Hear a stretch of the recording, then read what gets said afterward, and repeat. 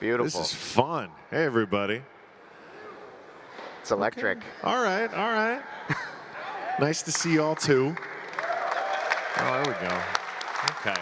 This is big. This is just, you know, the building of a new internet. Probably nothing. Probably nothing. It's such an honor, Alexis, really, to be on stage with you. Like, it's like a dream. I've been a power user of Reddit, and like I saw the way that you created that, and the intention that you brought into it, and the intention you've brought into how we build technology that connects people together, and the conviction you have about how you want it to connect them for good, not pull them apart, but pull them together through things that connect them, their interests, you know, their common grounds. Oh, yes. And give them the tools to do that. Oh, well, thank you, man. Yeah, I mean, it's been really awesome. I feel grateful. I was a dumb college kid in 2005 starting Reddit, and the inspiration were like message boards. And I ran a PHPBB forum. Shout out PHPBB. I mean, I think those bulletin boards are still cranking somewhere in parts of the internet, but like it was a hope for a more connected internet, but I really had no idea what would come from it. I'm obviously grateful. Hopefully a few of all are Redditors. Any? Couple, one or two? Thank you. Thank you for all of your upvotes, and thank you for also admitting you're the least productive people here. So thank you for your candor. I got so excited as crypto started taking off because Reddit is where I dove in. r/Bitcoin is the community that inspired me to first invest in Coinbase back in 2012. r/Ethereum was the community that got me really excited about what could actually be done with, you know, programmable money and this concept of building an internet that was decentralized and truly in the hands of all the people creating content. And now what I am seeing here, especially within the Solana community, is nothing short of awesome. And we can just cut to the chase in it. One of the reasons why I'm here is to announce a collaboration that we're doing. I have a venture fund called 776. We're earmarking with the Solana Foundation $50 million to invest in the next wave of social built on Solana. Because I think this new world,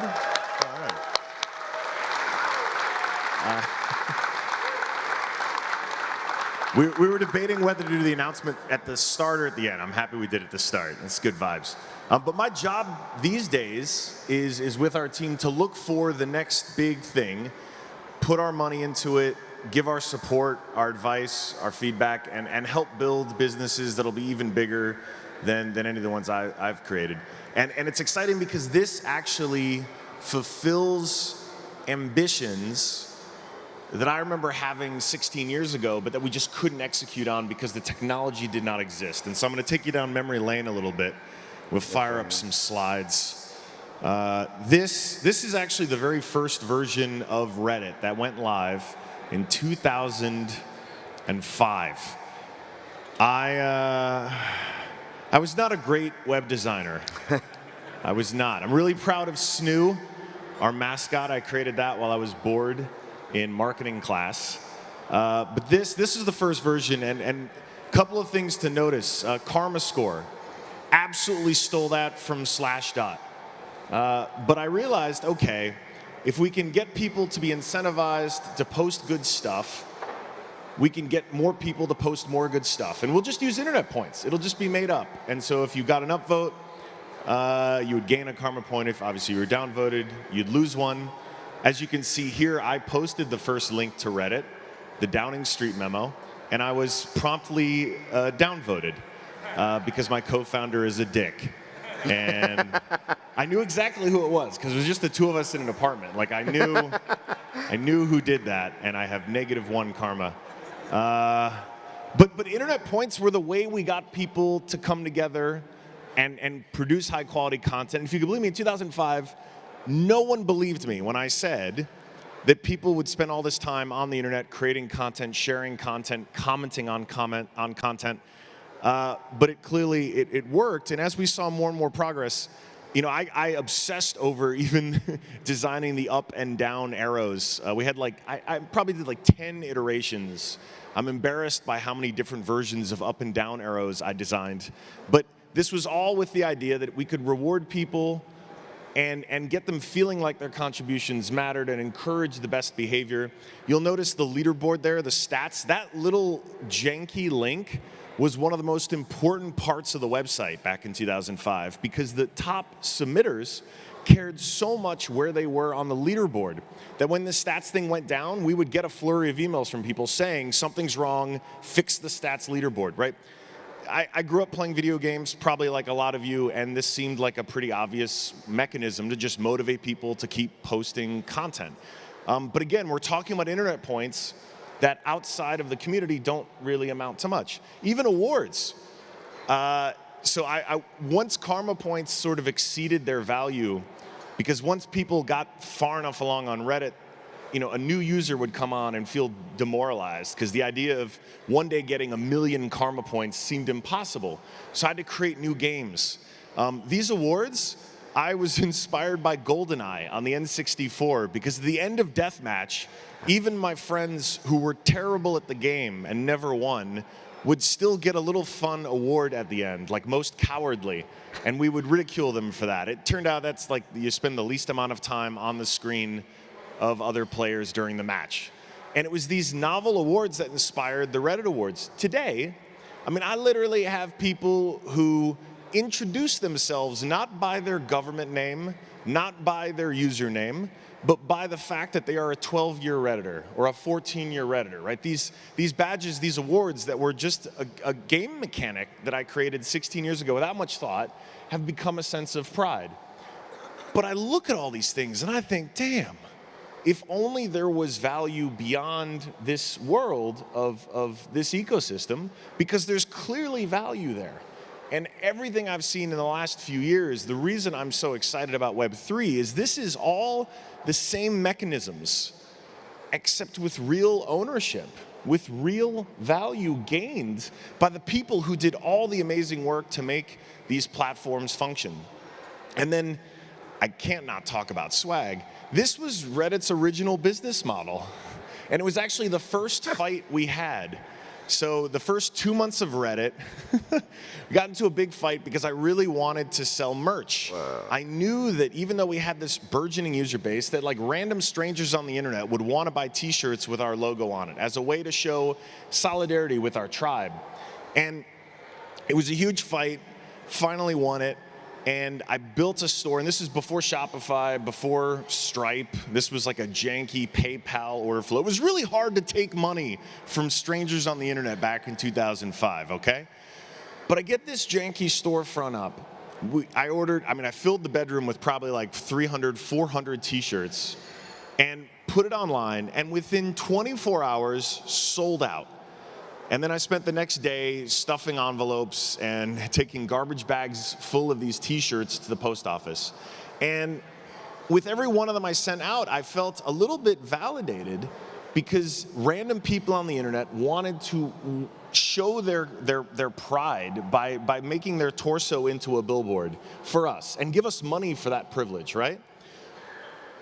Today, just seeing someone change their profile pic is an even bigger statement of that sort of tribal solidarity.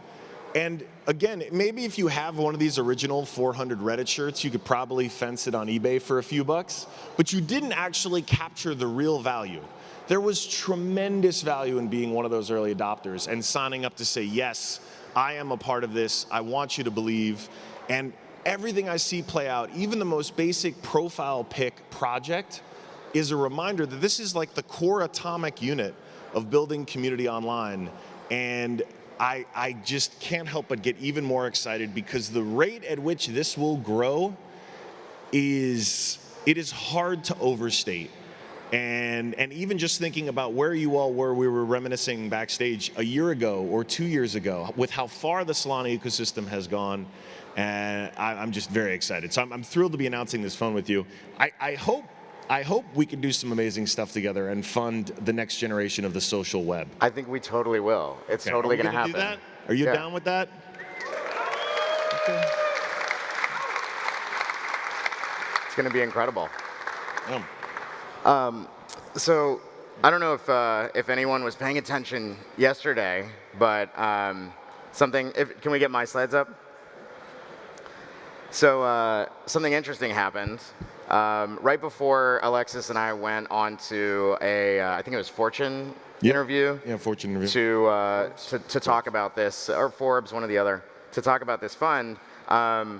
I had gone on Twitter. Do you have my slides? There you go. GM, everyone, by the way. GM. Yes. Good morning. So, someone who happens to be a good friend of mine, Sam Lesson, he used to run product at Facebook. I've known him for 10 years. He's the first person I've seen kind of negatively respond to the idea of us all saying GM in crypto. And we all love GM. It's just good vibes, right? And so I went on Twitter and I said, "I'll kill you." That's what, but this wasn't me threatening Sam, right? I mean, I've known him for 10 years. We trust each other. Sam talks a lot about how, he was in the room when Venmo first made the trust feature. I should be able to trust Alexis to be able to take as much money from me as he wants. We have a relationship. We should be able to flag that, right? All these little features, the nuances of how we connect with one another and how we trust each other and how we have relationships should be reflected in social. But right now there's only little pieces, and it's the pieces that happen because, one platform that becomes monolithic decides, which features it's going to differentiate on. And so, yeah, I guess I should have expected this, and my comms people tell me, that I should have expected it, but I got suspended on the first day of Breakpoint. And it was kind of actually amazing because I'm super addicted to Twitter.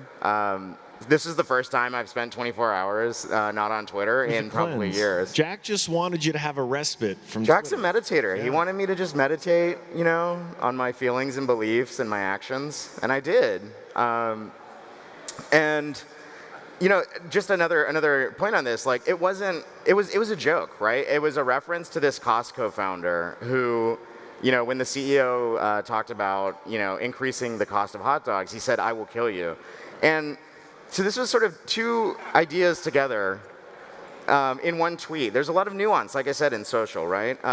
Sam and I know each other, so of course I would never kill him, And also, if you know this joke, it's the idea that there are some things that are sacred, that are positive, that are inherently good. Like a cheap hot dog for everyone that comes into Costco is like part of their belief system. GM is like part of our belief system. We should wake up every morning and talk to each other with good intentions. And if you're gonna threaten that, I will kill you, right? and that joke. Like a Costco hot dog. Like a Costco hot dog. And that joke, Twitter doesn't get it, right? The rules don't get it. It's going to be hard to regulate these things and moderate these things, but when all of it comes from one place, we just see that nobody's happy. Jack's not happy, right?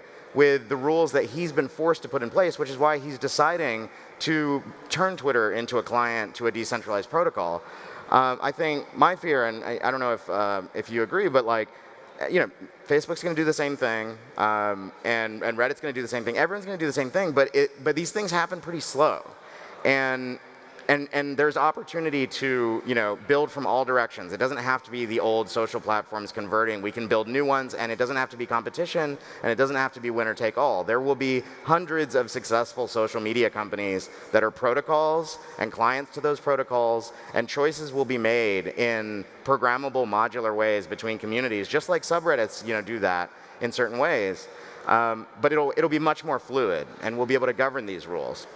I kind of see this pretty clearly, but I only see maybe 5 or 10 companies trying it and building it.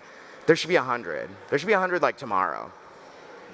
So as we were talking, with this reporter yesterday, it was a flurry of theses, and even backstage, we just couldn't stop talking about all the ways that this future is going to happen, and I think it's going to happen quickly. And I think I kind of realized $50 million is not that much for the number of teams and stabs at this problem that I think can happen in the next 12 months. So we're gonna increase it to $100 million. That's right.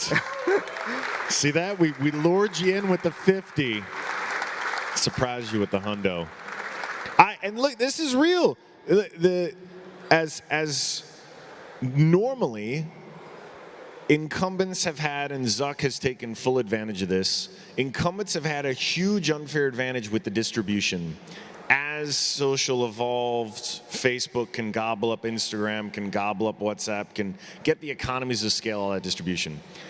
But I would argue in Web3 it's actually a liability, because the intention with which you're building these new protocols and these new communities starts from the very beginning. It seeds the foundation of how people think about the platform. And the baggage of Web 2 infrastructure and the Web 2 precedent is that, you know, you're ultimately just harvested for an advertiser. And that factors into product decisions. That factors into design decisions. And what's really exciting is that there's a whole new slew of founders who have a chance to jump into a very energized community and actually start building something with a very different business model in mind, and very different product instincts, and very different design focus. And that's compelling. And I think we could see new platforms emerge very fast. Even we talked about Discord backstage and how, I mean, 2015, I think I first started noticing them on the sidebars of gaming communities on Reddit. And I thought, damn, they're onto something here. And as someone who's suffered through like TeamSpeak, it was like, okay, clearly there's got to be a better way. But that was 5 years now, 6 years now. Discord is the sort of dominant platform for a lot of for all the real-time conversation around NFTs and a lot of things in crypto. But that window for a new platform to emerge keeps getting smaller and smaller. It keeps moving faster and faster, and we haven't even seen what happens when people build this way first. So very Totally, excited. yeah. The cycles are getting faster, right?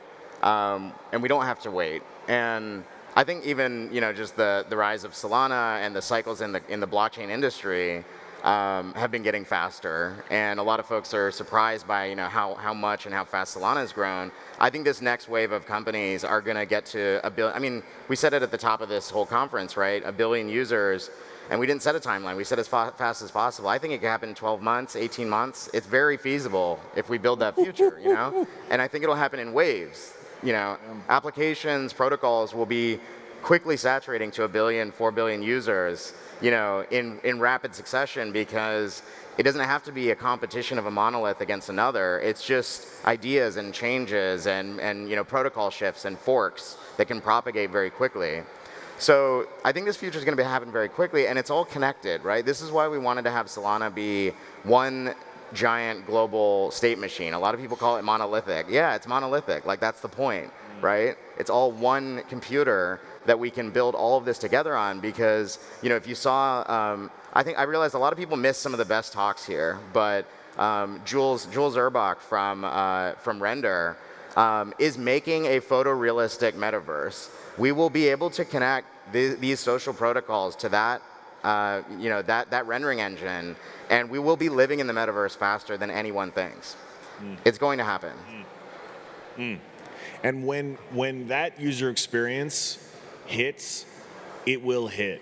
In 16 years of designing product, of investing in product, I keep coming back to great user experiences almost always end up winning. And that's broadly defined, right? That's the literal user experience, as well as the sort of figurative, how does it make customers or users feel? And what's exciting is we can do things on Solana that, and I'm not a maximalist in any regard. You'll see me, I'm very pragmatic on this stuff. But we can do things on Solana that just make so much more sense to create that amazing user experience that people have come to expect. And that's it at the end of the day. That's what wins. And you tie that into being able to actually own the content you create and actually get rewarded for things like community building.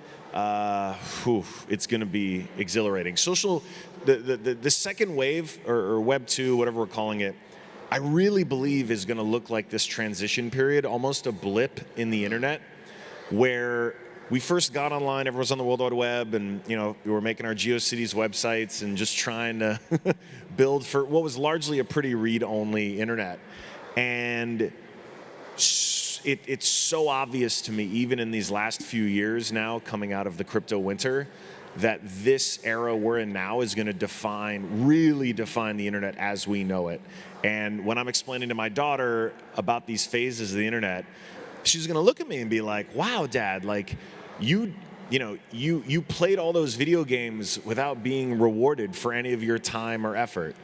And she'll be shocked. She'll be shocked that I bought things on the internet that I didn't really own, right? She'll be shocked that so many of the things that are really some of the most valuable work online, whether it's content creation or curation or community building, weren't rewarded in any way, shape, or form. It will seem like this weird, dismal, brief period of the internet. And I think we'll all be better off for it, ultimately. But I'm just excited to see what people build, because we're also still, we're all still in the very early days where we're actually just trying to take better versions of what we've known for Web 2. And I think things level up once we get out of that mindset and then eventually start building the things with a sort of first principled look at what Web 3 really can unlock.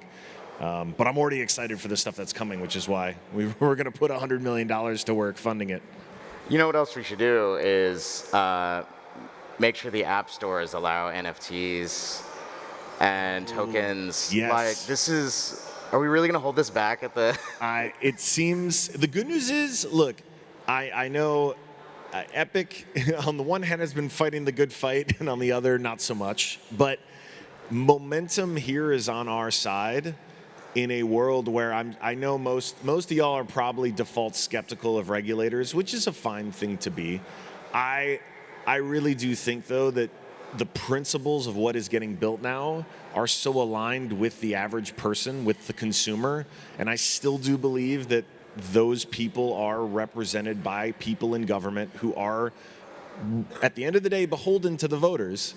I do think the more that we can tie the sort of relevance and the value of crypto to the average American, especially beyond our initial like early adopter community, the more we can make crypto a big part of people's lives, the better. Because that ultimately is going to put leverage on the couple of monopolists or the duopolists with their app stores. And I think it's still one of the strongest leverage points we have, which is it's just not good for consumers to have one of two app stores to choose from, and both that are pretty egregious in what they charge and the control they have. Yeah, I mean, you mentioned, it's clear that social media affects government, it affects political movements, right? It's just very clear to all of us. And I think one of the things that I always have tried to do, building products where people are, taking on social behaviors, connecting, is replicate what they're already doing, but do it in a positive way. I think you did that really well with Reddit, right? Like focusing on upvotes, focusing on content creation, and elevating each other and our creations and our content. And I'm curious, like, do you have any ideas about how the types of forces that have coalesced political movements in social media might be reflected in this next Web3 version of social media? I think, in a positive way, yeah, right? I really do think we're seeing some really interesting types of governance emerge. Like, okay, I mean, look, for those of us, whether we're in European democracies, American democracies, global democracies, like, we ostensibly like these ideas of everyone gets a vote. And what's interesting now is you're even seeing with some of the recent ENS stuff and some of this, like, just even the concept of vote delegation being something that, like, is getting more normalized. Like, what I love about Web3 broadly is we get a chance to think about, from first principles, how we can architect better and more sort of representative systems. And so, like, on the one hand, I'm like, would I ever, like, delegate my vote for president of the United States? Would I ever delegate my vote for some company I'm on a shareholder of? Like, maybe not, probably not, definitely not. Like, there's a spectrum of answers to that. But what we get to build is whatever we think is the best tool for the job, and then the broad market basically decides, okay, this is what wins. And this kind of experimentation, I think, tends to be among the most, or will ultimately reward sort of the most egalitarian way possible, because it's not controlled as basically every institution has been from the top down for so long. So I do think there is this pretty strong streak throughout the crypto community that almost by definition is built in opposition to institutions that have had top-down authority and plenty of times abused it. So I think when you combine community and capital, which we're seeing play out right now, really surreal things happen. And Wall Street Bets is probably the most visceral example that I get asked about all the time back in the States. But that is just that's one example of many where you are seeing a power shift from the traditional top-down structures to the bottom up, where it's people who are connected online, able to communicate in real time at scale for free, essentially, and now able to also move dollars. And even though those dollars individually may not be that much, in aggregate, especially when sort of coordinated, can move markets, can shift all kinds of things. And we're still this is the experimental phase of it. So I'm excited to see what's to come. The word delegation, I think, that I heard there is so important, because delegation is happening, like you said, every day in crypto, right? We delegate to validators. In Solana, there are stake pools, and there's kind of nested delegation that can happen. And our representative democracy is a delegation of responsibility and decision-making authority, right? Yeah. But there are really only a few ways that you can do it, and a few bodies that you delegate to, and a few people. But yeah, and then you mentioned this idea of, would I delegate my presidential vote? Maybe not that one, but there's like probably 100 offices that we're voting for. Do you? Right now we just go one side of the ticket, right? That's a pretty dumb way to do it. Not everyone's doing their research. And then this is, I don't know. This is the opening of a lot of doors for a lot of people, because with all the progress that we have made so far, we are still a pretty insular community, right? We are all still early. Just being here means you are in a very, very select group. Like, congratulations, you're gonna make it. Like, you're among the earliest adopters. Yes, I mean it's true, and so you're among the earliest adopters of something that I've been on record. I was on Rogan, CNBC, like 2014, saying that I was cautiously optimistic about crypto because it just felt like, no, this is too good to be true. Somehow it's gonna get screwed up. Someone's gonna mess it up. But I've gone from that to like pretty irrationally exuberant now in the last year. It now feels inevitable. And so everyone who is here, you're among the earliest adopters for this. You all have a mindset shaped by being immersed in this space for a little while now. There is a whole world. The vast majority of people still have not even started to think about the world the way that we do now by default. And that is going to unlock even more creativity and even more motivation and even more energy. And I'm excited to see that. And I encourage you, please, go out of your way to find people in your immediate community. I mean, your friend group's an easy place to start. Don't be that person who just at every dinner just keeps talking about crypto. But please create this to be as welcoming and open as possible, because that is actually the long-term greedy move to make, because the faster that this adoption spreads beyond the early adopters in tech, especially the dudes who tend to look like me, the faster that this actually comes to fruition and the more powerful it actually is. And I'm excited because we get to rethink so many systems, and because finance is tied intrinsically into this, it means rewarding people for work, for effort, for creativity that historically have not been. And I get excited about that because selfishly I just want better stuff. And so whether it is better democracy, whether it is better art, whether it's better social networking, we will get to see a flourishing, a literal renaissance happening because of what is getting built here. And that is an amazing thing to be a part of, because there will not be another time like this. There will be.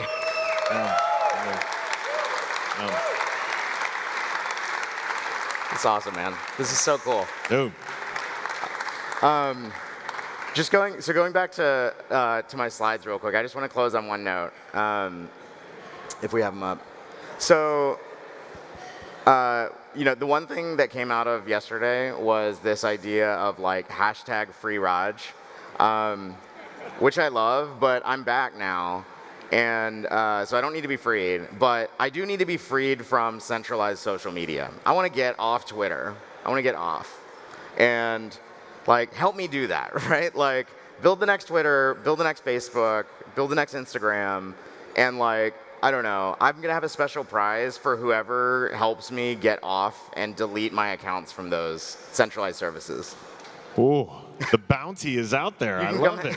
Right on. You can come hang out with me and Alexis. Cool.